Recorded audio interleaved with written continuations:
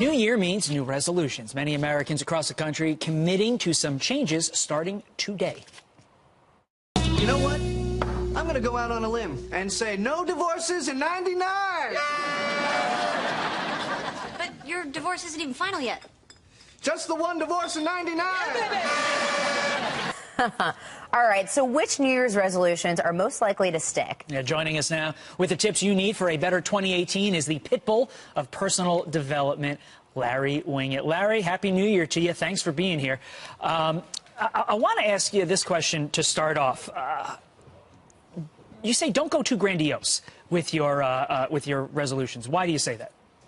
Well, I say, first of all, you need a plan instead of a resolution, and we need to get our wording right about resolutions. Who wakes up this day and age and say, I resolve to do something? Nobody does. So we need to dump the word resolution to begin with, change it to commitment, because we think differently if we have a commitment. So we need New Year's commitments. What do you really want to accomplish in your life? And then commit to it, because resolutions are like hopes and dreams don't come true. Plans come true. Get a plan, make a commitment, and then figure out what you're going to give up to make it happen. Remember, success comes from sacrifice. You don't get rich, you give up what's making you broke. You don't get skinny, you give up what's making you fat. You don't get happy, you give up what's making you unhappy. That's a better way to approach it. All right, so Larry, I think there are a lot of Americans like me who find ourselves with the same New Year's resolutions every single year. What would you say to people like me? Hit me with some truth. The truth I can take it. I can take it. If you're resolving to do the same thing year after year after year and you don't do it, maybe that was a dumb resolution. Oh, there's a truth, I said I Lisa. can take it. There's Keep going. Keep going. I need to hear this. And if it's a dumb resolution that you're not getting done, ask yourself the question, is this something I really care about? Obviously, it's not. Because if you really cared about it, you would do something about it. So again, it goes back to what I said, commit to doing it, get a plan for it, and then stick with that plan. The other thing, Lisa, is you got to impose some consequences along the way. Consequences drive behavior. So if you're not doing it, what's the downside? If there's no downside, why would you do it? Larry, can you be the consequence for me? Can you keep me in check? Can I enlist your services, my friend? So we've got some of the popular New Year's resolutions right here. Somebody polled this. 12% are resolving to be a better person.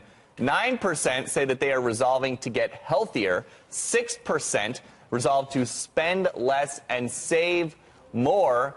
Those seem like they could be every year resolutions. Is there anything 2018 specific that you're hearing from people who want help from the pit bull of personal development? You know, most of the people who post on my social media say they want to lose weight. Well, okay, let's say you want to lose 20 pounds. Again, what's your plan for doing that? Do you have a plan? And what are you going to give up to make that happen? Are you going to give up so much couch time or fried food or ice cream before you go to bed? So get the plan, commit to the plan, figure out what you're going to give up, impose a consequence. And by the way, a consequence can be positive as well as negative.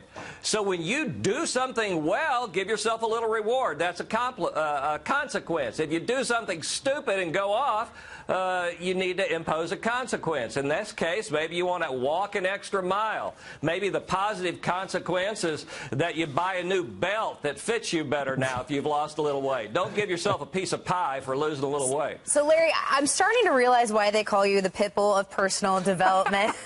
So I'm going easy on you. I'm picking up on why they call you that. All right, so what advice would you... I'm sure you've seen the video of the Hillary Clinton supporters very upset over the results of the election, screaming at the sky. What say you about that? What would you tell them? I want to hear what you'd tell them. Well, you know, at some point, reality has to sit in. Just like you said, Lisa, year after year, you do the same thing over and over again, and it didn't work. Maybe that was dumb.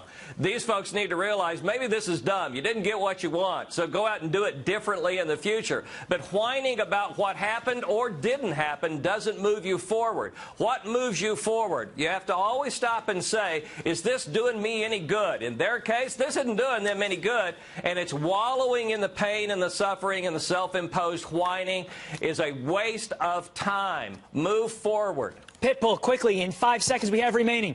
Do you have a resolution? for 2018?